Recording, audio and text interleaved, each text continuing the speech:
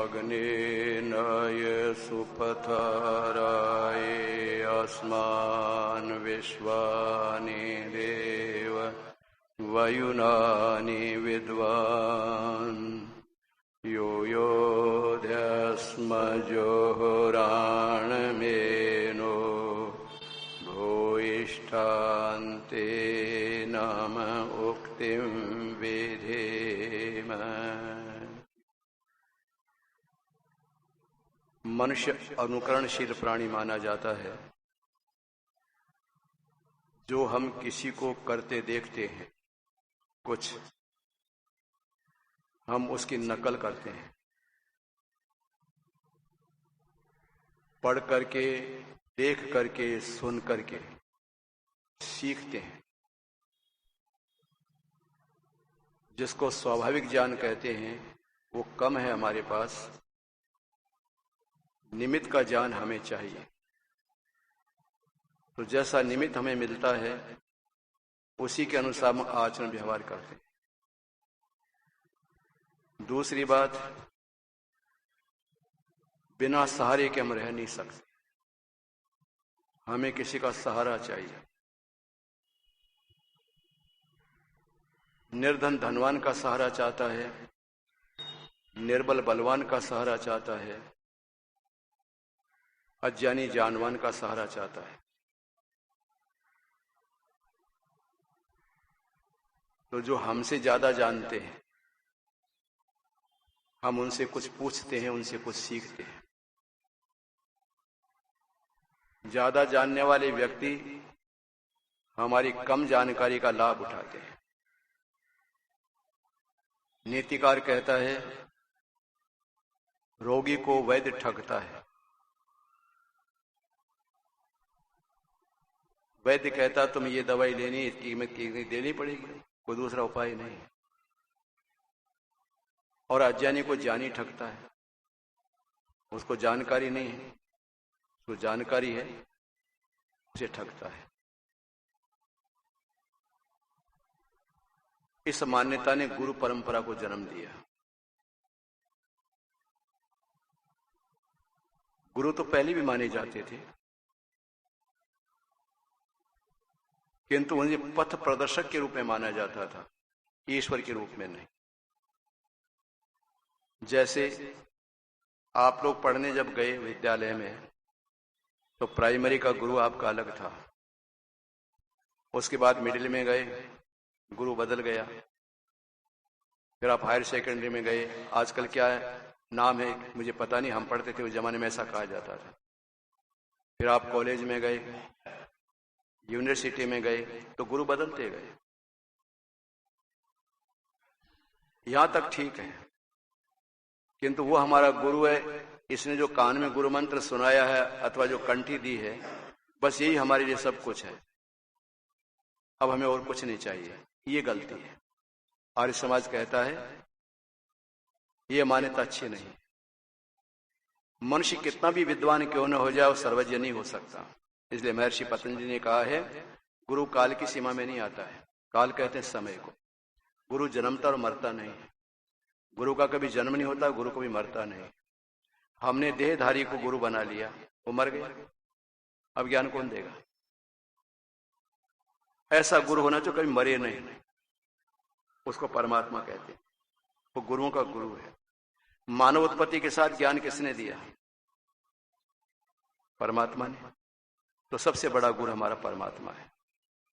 आज मानस में लोगों के बैठा हुआ है, जिन देवी देवताओं के हम पूजन करते हैं वो देवी देवता हमारे कामों की सिद्धि करवा देंगे और गुरु की कृपा होगी, हमारे कार्य सफल हो जाएंगे।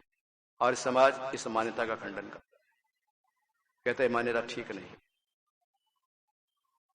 गुरु अच्छा है, गुरुडम अच्छा नहीं है। अब गुरु की कई परिभाषाएं कर दी। हिंदी में लिखा, गुरु गोविंद दोनों खड़े काके लागे, पाए बलियारी गुरुदेव की गोविंदिया मिलाए। मुझे धरती का ऐसा कोई गुरु बता दो जिसने गोविंद मिला दिया हो, एक का नाम बता दो। वो जिंदा होना चाहिए, मरने की तो बात ही क्या है। ऐसा कोई धरती पर जिंदा गुरु इसने किसी को गोविंद मिला दिया हो, मैं उसको देखना चाहता हूँ। वो तो खुद को पता नहीं क्या मिलाएगा। गुरुर ब्रह्मा गुरुर विष्णु गुरुर देवो महेश्वर है। गुरु साक्षात पर ब्रह्म तस्मै श्री गुरुवे नमः, संस्कृत का श्लोक बना दिया। तो गुरु गुरु होने लग गया, ये हमारे गुरु, ये हमारे गुरु। पत्नी का गुरु अलग है, पति का गुरु अलग है, सास का गुरु अलग है, ससुर का गुरु अलग है। ये के तमाशे हो गए सारे। घर में फोटो लगा दी, माला पहना दी, अगरबत्ती जला दी, ये गुरु हमारी कामना पूरी करेंगे। मैं कई परिवारों में जाता हूँ, देखता हूँ, ये हमारे गुरु जी हैं। कोई गुरु दिवंगत हो चुके, कोई जिंदे हैं। अरे वो गुरु हमारा होना चाहिए जो कोई मरता नहीं है, न कभी जन्म लेता है और जन्म जन्म का हमारा साथी है, वो है परमात्मा। क्रम आगे बढ़ा रहा हूं। आर्य समाज की मान्यताएं क्या है? मान रहे जो इष्ट देव गुरु पूर्ण कामना करते हैं। स्वर लगाओ हमारा वाला, बीच वाला स्वर।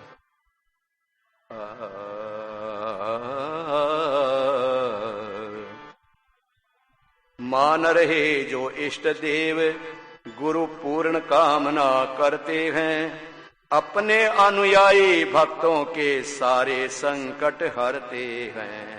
ऐसा मानते हैं लोग बाग।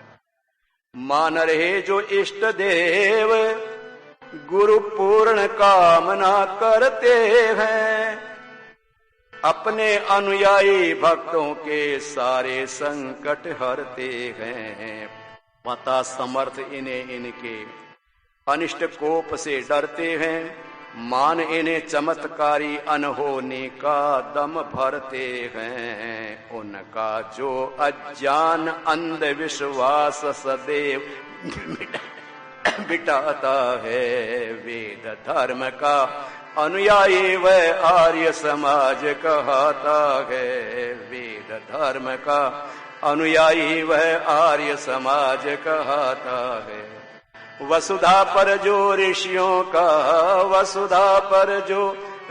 का पावन संदेश सुनाता है, वेद धर्म का अनुयायी वह आर्य समाज कहता है, वह आर्य समाज कहता है। एक तो इनके साथ चमत्कार जोड़ दिए गए, जितने संत और महात्मा हैं उनके साथ चमत्कार जोड़ दिए। ऐसी ऐसी कहानियां, ऐसी गप्पे ठोकी है।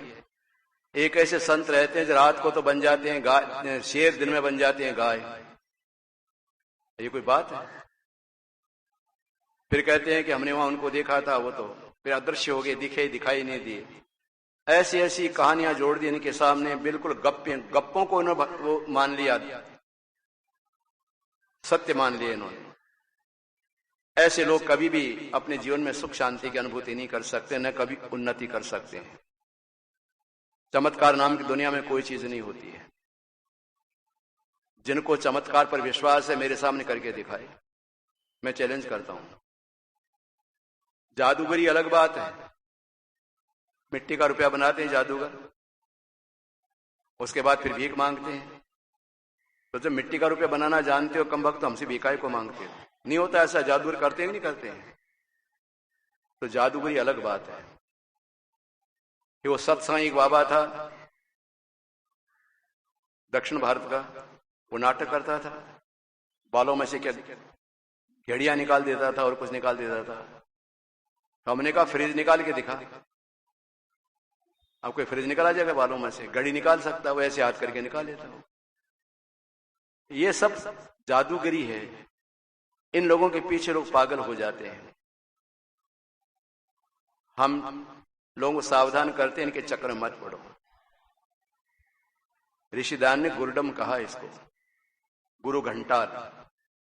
ये गुरु नहीं है, बहकाते हैं लोगों को। गुरु कान में कभी नहीं कहा करते, गुरु सामने कहते, ये कान में कहते हैं। तो उत्सुकता बढ़ती है व्यक्ति की। आपके कान में किसी ने सुनाया, आपने भी बताओगे नहीं, तो मेरे मन में होगा देखिए क्या बताया, हम भी सुने इनसे, तो चेले बन गए हम। फिर इन्होंने सुना तो ये भी चेले बन गए। इस प्रकार चेलों की भीड़ इकट्ठी हो गई, है कुछ भी नहीं। तो गुरुडम फैला हमारे देश के अंदर। आज ऐसा कोई घर बाकी नहीं इसके अंदर कोई गुरु का फोटो नहीं हो या किसी गुरु नहीं हो। फिर कह दिया गुरु के बिना गति नहीं होती है, गुरु करना ही पड़ेगा। तो करना पड़ता गुरु। अरे गुरु तो बना बनाया परमात्मा हमारा, जिसने वेद का ज्ञान दिया है, उससे कोई गुरु उससे बड़ा हो सकता है कोई? तो ये जो गुरु गुरु करते रहते हैं, इनको गुरु के शब्द का अर्थ याद नहीं है। उनको पता नहीं गुरु कहते किसको है। आर्य समाज मानता है बिन भोगे पाप न कटते हैं। आर्य समाज मानता है बिन भोगे पाप न कटते हैं। दान पुण्य स्नान आदि से किंचित भी नहीं घटते हैं। चाहे गुरु जी आ जाए, इष्ट देव आ जाए, किए कर्मों का फल तो भोगना ही पड़ेगा। बहुत लोग इस बात को नहीं मानते। क्यों नहीं मानते? क्योंकि प्रत्यक्ष में उनको ऐसा दिखता नहीं है। मैं जहांगीराम धर्मशाला में रहता था, तब एक व्यक्ति मुझे अपनी फैक्ट्री के अंदर हवन कराने के लिए ले गया। रोंग साइड चल रहा था वो। मैंने उनसे कहा, मैंने कहा भाई साहब रोंग साइड नहीं चलना चाहिए। उन्होंने कहा रोंग साइड चल के तो फैक्ट्री बना ली हमने। जैसा उसने कहा वैसा ही बोल रहा हूं आपके सामने कि रोंग साइड चलकर हमने फैक्ट्री बना ली है। तो कौन मानेगा हमारी बात को?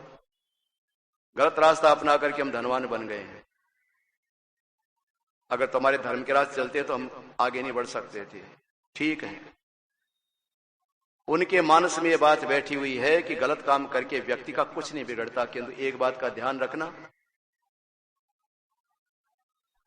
पुण्य जब तक सहायक बन रहा है, कृत पुण्य जो किया हुआ है, तब तक कितना भी व्यक्ति पाप करे उसका बाल बांका नहीं होगा। जब वो खाता पूरा हो जाएगा तो लौट करके आएगा, वो खाता खुलेगा पाप वाला, तो फिर चिल्लाएगा, रोएगा। फिर एक व्यक्ति सत्संग में जाता था, सुनता था कि ये कर्म का फल भोगना पड़ता, उसके मानस बात बैठ नहीं रही थी। कुछ दिनों के बाद जाना उसने बंद कर दिया। फिर उसके बाद एक बार गया, विद्वान ने पूछा आप दर्शन नहीं दिया आपने कि मैं परेशानी में पड़ गया था। एक बात कहने आया हूं आपसे, अब तक तो आप सुनाते थे, आज मेरी सुन लो। भाई क्या सुनाना चाहता है? कि आप कहते थे कर्म का फल भोगना पड़ता है, मैं नहीं मानता था इस बात को। अब मैं कहता हूं कि कर्म का फल भोगना पड़ता है, क्योंकि मैंने प्रत्यक्ष में देख लिया है। गलत काम करता था, आराम में रहता था, अब ऐसी चोट पड़ी मुझके ऊपर कि मेरा होश ठिकाने आ गया। बहुत मुसीबत में फंस गया हूं मैं, पता नहीं क्यों। लगता है कि मेरे वो पाप कर्म अब उदित हो रहे हैं। अब बताइए मैं क्या करूं? पूछने आया, का जो हो गया हो गया, आइंदा से ध्यान रखो, उसका तो फल भोगना पड़ेगा, दूसरा कोई उपाय नहीं। एक व्यक्ति को रास्ते में जाते देखा एक न्यायाधीश ने। चौराहा जहां पर पड़ा, वहां पर एक व्यक्ति ने किसी को मारा छुरे से और मार करके भाग गया। वो जो जा रहा था आदमी, उसको दया आई, उसने कहा चलो इसको बचाएं, किसी तरह से दौड़ करके ले जाएं। रात का समय था, आसपास के अस्पताल में घंटी बजाएं, डॉक्टर को बुलाएं। उसने उसको उठाया तो खून में कपड़े हो गए उसके। छुरा हाथ में लेकर के रखा था, न्यायाधीश देख रहा था, उसके पीछे पीछे न्यायाधीश आ रहा था।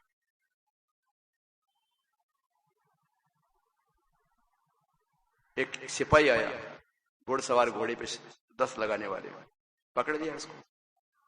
उन्होंने कहा मैंने मारा नहीं इसको। कि हम मारना, तुमने मारा, किसने मारा हमको? इसको हम तुमको ले जाते, मजिस्ट्रेट बताएगा इस बात को, हम निर्णय नहीं करते। पकड़ के ले गए। मैं कहानी को लंबा नहीं करना चाहता। ये सिद्ध हो गया कि इसके हाथ में छुरा था, खून कपड़े से रंगे हुए थे, खून से कपड़े रंगे हुए थे, और इसने उसको उठा रखा था, तो उसको फांसी की सजा हो गई। वो मजिस्ट्रेट जिसने अपनी आंख से देखा था कि इस व्यक्ति ने नहीं मारा है, अब उसको तसल्ली नहीं हो रही है, क्योंकि मजिस्ट्रेट कुर्सी बैठता है तो उसको तो गवाहों पर फैसला करना पड़ता है। उसने कहा मैं अन्याय कर रहा हूं इस व्यक्ति के साथ, इसने नहीं मारा, मैंने अपनी आंखों से देखा, किंतु कानून तो कानून होता है। तो चैम्बर में बुलाया उस व्यक्ति को फांसी सजा देने के बाद। उसने कहा भाई एक बात बता ईमानदारी से, तूने जिंदगी में किसी आदमी को मारा? उन्होंने कहा मजिस्ट्रेट साहब आज के 20 वर्ष पहले मैंने किसी को मारा था, मार करके दफना दिया, किसी को पता नहीं लगा। आज पता लगा मुझे, तो 20 वर्ष वाला फल आज मुझे मिल रहा है। आज का आदमी मैंने नहीं मारा था। मजिस्ट्रेट के मैंने भी देखा था, तूने नहीं मारा है। कर्म का फल मिलता है, याद रखना। जब हमारे मन के अंदर ये भाव घर कर जाएगा कि कर्म का फल मिलता, तो गलत काम कभी नहीं करेंगे। हम इसलिए गलत काम करते हैं कि हम सोचते हैं होगा जो देखा जाएगा आगे। दुनिया कहती रहती है इसके क्या होने वाला है। कर्म का फल मिलता है, अवश्य में भोक्तव्यम कृतम कर्म शुभा शुभम। आर्य समाज मानता है कर्म का फल भोगे बिना कटता नहीं है। चाहे आप दान पुण्य करिए, गंगा जी में स्नान करिए, चाहे साबरमती में करिए, कहीं भी करिए, पाप कभी धुलते नहीं हैं। कर्म का फल तो भोगना ही पड़ता है, ये मानस बैठ जाना चाहिए व्यक्ति के। आप दान पुण्य करेंगे तो उसका फल आपको सुख मिलेगा, किंतु मैंने गलत काम किया उसका फल तो मुझे दुख मिलेगा ही मिलेगा, कैसे बचेंगे? कर्म का जैसा फल होता परमात्मा वैसा ही फल देता, उतना ही फल देता है। जितना कर्म उतना फल, जैसा कर्म वैसा फल, यह आर्य समाज की मान्यता है। अलग अलग प्रकार के नुस्खे बना दिए बीच के काल के अंदर। कान पकड़ के तौबा कर लो, पाप खत्म। ईसा पर विश्वास लिया हो, पाप खत्म। गंगा बोल दो, पाप खत्म। गंगा गंगेति ये ब्रूयात योजना नाम सतैरपि मुंचति सर्व पापी भी विष्णु लोकम से गच्छति, ये गंगा महात्म्य में लिखा हुआ है। एक पुस्तक है गंगा महात्म्य। गंगा स्नान करने से क्या क्या लाभ होता है उसका महात्म्य लिखा है इसके अंदर। गंगा गंगेति यो ब्रूयात, यानी गंगा गंगा योजना नाम सतैरपि, 400 कोस की दूरी पर बैठ करके आप गंगा बोल दीजिए। गंगा आपसे 400 कोस की दूरी पर है और वहां बोल दीजिए गंगा, इसे क्या हो जाएगा? योजनाम सतैरपि मुंचते सर्व पापी भी, तुमने पाप के सारे खत्म हो जाएंगे। विष्णु लोक में गच्छति, विमान आएगा, विष्णु लोक में चले जाओगे। अब बोलो व्यक्ति पाप करेगा कि नहीं करेगा? इन मान्यताओं ने व्यक्ति को पापी बनाया। आर्य समाज कहता है खोटी मान्यताएं, कर्म का फल तो भोगना पड़ता है। ऐसे व्यक्तियों को सावधान करता आर्य समाज, कहता पापों से बचो, पाप के फल से बचने की कोशिश मत करो। एक सूत्र याद करना आप, मत मतांतर व्यक्तियों को पाप के फल से बचाते हैं और आर्य समाज पाप से बचाता है। क्या कहा मैंने? आर्य समाज व्यक्ति को पाप से बचाता है और मत मतांतर पाप के फल से बचाते हैं। पाप तो हो गया, तुम ऐसा करो तुमको पाप का फल नहीं मिलेगा। हम कहते हैं पाप से बचो, पाप के फल से कभी नहीं बचा जा सकता, पाप का फल भोगना ही पड़ता है। आगे चलते हैं। जन्म पत्र और दिन मुहूर्त पर जो विश्वास जमाते हैं, जन्म पत्र और दिन मुहूर्त पर जो विश्वास जमाते हैं, बनकर जो नादान ज्योतिषी को निज हाथ दिखाते हैं। आज भी अंधविश्वास चला हुआ, देखो तो आप टीवी पर देखो तो आप अखबारों के अंदर देखो तो बराबर पता नहीं क्या हो रहा है, लोगों को समझ में नहीं आता है। इनकी बुद्धि कहां चली गई सबकी? जन्म पत्र और दिन मुहूर्त पर जो विश्वास जमाते हैं, बनकर जो नादान ज्योतिषी को निज हाथ दिखाते हैं। मान राशि फल सत्य ग्रहों से जो जन दहशत खाते हैं, भाग्य भरोसे बैठ मनुष्य जो जीवन व्यर्थ गंवाते हैं। तकदीर में लिखा हो मिलेगा। भाग्य भरोसे बैठे मनुष्य जो जीवन व्यर्थ गंवाते हैं, उनको नित पुरुषार्थ कर्म का जो शुभ पाठ पढ़ाता है, उनको नित पुरुषार्थ कर्म का जो शुभ पाठ पढ़ाता है। वेद धर्म का अनुयायी वह आर्य समाज कहता है, वेद धर्म का अनुयायी वह आर्य समाज कहता है। अब जरा एक विचार कीजिए, आप 4-5 ज्योतिषियों के पास जाकर के पूछिए, अलग अलग बातें बताएंगे। अखबार जिसके अंदर ज्योतिष फल आता है, मिलाकर के देखिए एक ही बात एक से नहीं मिलेगी। सत्य एक हुआ करता है। ये अपनी कल्पनाओं पर आधारित, अपनी जानकारी के आधार पर लिख देते हैं आज ये होने वाला है। लोग वहां और पढ़े चाहे नहीं पढ़े जरूर पढ़ेंगे, इस राशि वाले को आज क्या होगा, उस राशि वाले को आज क्या होगा। लोगों को ये मजा आता है, पढ़ते रहते हैं, फिर डर जाते हैं आज ऐसा होने, एक्सीडेंट होने का संभावना है, आज ये होने की संभावना है। वो नहीं था तो और उनको भय में डाल दिया है। इनको कभी नहीं पढ़ना चाहिए, इसमें कोई सच्चाई नहीं है। अरे वशिष्ठ को पता नहीं लगा, इनको क्या पता लगेगा? आज सड़कों पर बैठ करके हाथ देखते हैं लोगों के। वशिष्ठ कहते हैं राजा दशरथ को कि राम को भेजो, तैयारी, राम को कल राज्याभिषेक करना है, उसकी इस प्रकार की सामग्री इकट्ठी करो। उसको पता नहीं था कि राम को वन में जाना है। वशिष्ठ को पता नहीं लगा राम वन में जाएंगे, तो इनको कैसे पता लग जाएगा आगाही करने वालों को? किंतु फिर भी भोले लोग इस बात को मानते हैं। कल मुझे एक आदमी ने फोन किया था, कुंडली देखना। मैंने कहा कुंडली हम नहीं देखा करते हैं, इसमें कोई सच्चाई नहीं है। वो व्यक्ति मेरी बात पर आश्चर्य करने लगा। मैंने कहा भाई साहब आपके पास कागज लिखा हुआ कुंडली का? कि हाँ है। मैंने कहा फाड़ के फेंक दो उसे। क्यों? मैंने कहा बेकार का, उसको कोई मतलब नहीं। क्या कुंडली देखना है? देखना तो जीवन देखो, आचरण देखो, कागज को क्या देखना है। लोग डर रहे हैं आज, विवाह शादियां करते हैं, बेचारे लड़के लड़कों की जिंदगी खराब कर देते हैं इन कुंडली के चक्कर में आकर। कोई सच्चाई नहीं इनके अंदर, याद रखना आप लोग। मैं दावे के साथ कहता हूं। अरे हाथ अपना खुद देखो ना, किसी दूसरे को हाथ क्यों दिखाते हो? अपना हाथ खुद देखो। अगर आपका हाथ ठीक है तो जीवन आपका अच्छा, और आपका हाथ अगर खराब है तो आपका जीवन भी खराब है। ये कर कहलाता है हाथ संस्कृत में। हम कर्म प्रधान होने वाले प्राणी, क्यों किसी को हाथ दिखाते हो अपना? क्यों किसी को भाग्य पूछते हो अपना? अपना भाग्य खुद बनाता है व्यक्ति। कुछ प्रारब्ध होता है पूर्व संचित, कुछ वर्तमान का होता है। इसको समझने की आवश्यकता है। आर्य समाज कहता है ये जन्म पत्री बनाते हैं। अब सत्यार्थ का दूसरा समोल्लास पढ़िए। महर्षि स्वामी दयानंद सरस्वती जी ने हमारी आंखें खोल दी है। जब धनवान होता है कोई तो उसके तो लंबी चौड़ी बनाई जाती है जन्म पत्री, गरीब होता छोटी बनाई जाती है। लाल पीले लाइनें डाल करके बताते हैं।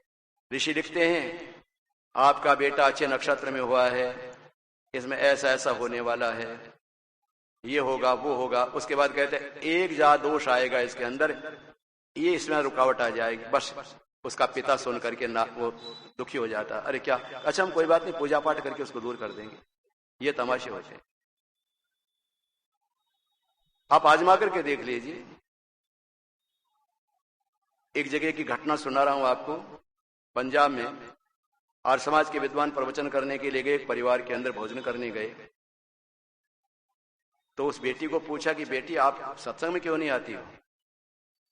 आपके पिताजी आते, आपके माताजी आते, आप क्यों नहीं आती? तो कुछ बोली नहीं हो। दूसरी बार फिर भोजन ले गए। बेटी आपने बताया नहीं क्यों नहीं आती हो? कि आप नाराज हो जाओगे। मैं बोलूंगे तो कि नहीं, हम नाराज कभी नहीं होते। आर्य समाजी नाराज कभी, अनाज हो आर्य समाजी नहीं है। ये बताऊं कि हाँ, कि आप कहां तक पढ़े लिखे हो? उस आर्य समाज के विद्वान से पूछा कि आप कहां तक पढ़े लिखे? 2-3 बैठे हुए थे विद्वान, कहां तक पढ़े लिखे हो? तो उन्हें अपनी पढ़ाई बताई। बस मैं AA हूं। अब क्या सुनाओगे आप मुझे वहां? अच्छा बेटी फिर तुम्हारे आने की जरूरत नहीं, हमारे पास तो वो आएंगे जो हमसे कम पढ़े लिखे लोगों। तीसरे दिन फिर भोजन करने के लिए गए। फिर वो बेटी आई पसुरने के लिए। कहा बेटी तुम्हारा हाथ दिखाना। तो हाथ आगे कर दिया AA ने। अरे बेटी तुम तो बहुत अच्छी हो। इंदिरा गांधी ने जो नाम पाया उससे भी ज्यादा नाम तुम्हारा होने वाला। सरोजिनी नायडू ने जो नाम पाया उससे तुम्हारा नाम होने वाला है। वो तो बहुत बहुत तुम्हारा, किंतु एक जगह गड़बड़ हो रही है। क्या गड़बड़ हो रही है? कि रुकावट आ रही है तुम्हारे विवाह में। क्या करना पड़ेगा? कि आम का रस पिला दो किसी पंडित को तो वेगन दूर हो जाएगा। उन्होंने कहा मैं कहां ढूंढती फिरूंगी आम का रस, आपको क्यों नहीं पिला देती हूँ। तीनों पंडितों गिलास भर करके ले गए, अमरस के आम के रस के पिला दिया। अब तो दूर हो जाएगा। कि दूर है किसमें? वो तो तुम्हारी MA की परीक्षा थी। कोई नहीं है, तुम कहते हो AA हो, क्या करोगे आर्य समाज के सत्संग में आकर के? कभी अभिमान मत करना कि हम सब कुछ जानते हैं। कुछ नहीं जानते हो। यहाँ आया करो, आंखें खुल जाएगी। अरे सब जानते, सब कुछ नहीं जानते हो। यहां पर वो बात बताई जाती जो और कोई नहीं बताता है। हम लोग अंधकार को मिटाते हैं, अंधकार में ढकेलते नहीं। हम व्यक्ति को जगाते हैं, सुलाते नहीं। हम व्यक्ति को चलाते हैं, बिठाते नहीं। हम व्यक्ति को ऊंचा उठाते हैं, गिराते नहीं। कितना वहम डाल रखा है इन लोगों ने। बात बात का वहम डाल रखा है। व्यक्ति दुखी हो रहा है इनकी मान्यताओं को स्वीकार करके। हम उन मान्यताओं को बदलना चाहते हैं। ज्योतिष नाम की कोई चीज जो फलित ज्योतिष है इसमें कोई सच्चाई नहीं है। आज अमावस्या, आज पूर्णिमा है, आज प्रतिपदा, आज द्वादशी है, ये सत्य है। आज सूर्य ग्रहण, ये चंद्र ग्रहण, ये सत्य, ये ज्योतिष है। वेद का ज्योतिष अंग है। वेद का अंग है ज्योतिष। और ये ज्योतिष ने कि तेरा नाम कमलेश कुमार है, तेरे मिथुन राशि पर आज ये होने वाला है, ये बिल्कुल गलत है। इसमें कोई सच्चाई नहीं है। समझने का प्रयास करो। वेद का अंग है ज्योतिष। ज्योतिष के द्वारा आज बता दिया जाता है कि आने वाले साल के अंदर कितने ग्रहण पड़ने वाले हैं, कब सूर्योदय होगा, कब सूर्यास्त होगा, आज बताया जा सकता है। इसको ज्योतिष, इसको कहते हैं अंक ज्योतिष। एक ज्योतिष होती है फलित ज्योतिष, जो वर्तमान में सिखाई जाती है कि तुम्हारे ये होने वाला, तुम्हारा इस जो जन्म हुआ तुमको ये होने वाला, वो ये बिल्कुल गलत है। इसमें कोई सच्चाई नहीं है। तो जन्म पत्र के बारे में आर्य समाज सावधान करता है, ज्योतिषी के बारे में सावधान करता है, राशि फल जो होता है, ग्रहों का प्रकोप होता है, उसके बारे में सावधान करता है कि इनसे चक्कर में पड़ने की कोई आवश्यकता नहीं है। परमात्मा पर विश्वास करो, अपने कर्मों पर विश्वास करो, बाल बांकानियों का संसार में सुख शांति से आप रहोगे। ये ब्रह्म आर्य समाज दूर करता है।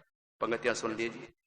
जन्म पत्र और दिन मुहूर्त पर जो विश्वास जमाते हैं, बनकर जो नादान ज्योतिषी को निज हाथ दिखाते हैं, मान राशि फल सत्य ग्रहों से जो जन दहशत खाते हैं, भाग्य भरोसे बैठ मनुज जो जीवन व्यर्थ गंवाते हैं, उनको नित पुरुषार्थ कर्म का जो शुभ पाठ पढ़ाता है, वेद धर्म का अनुयायी वह आर्य समाज कहता है, वह आर्य समाज कहता है, वेद धर्म का अनुयायी। वसुधा पर जो ऋषियों का, वसुधा पर जो ऋषियों का पावन संदेश सुनाता है, वेद धर्म का अनुयायी वह आर्य समाज कहता है, वह आर्य समाज कहता है। समय हो गया, वाणी को विराम देता हूं।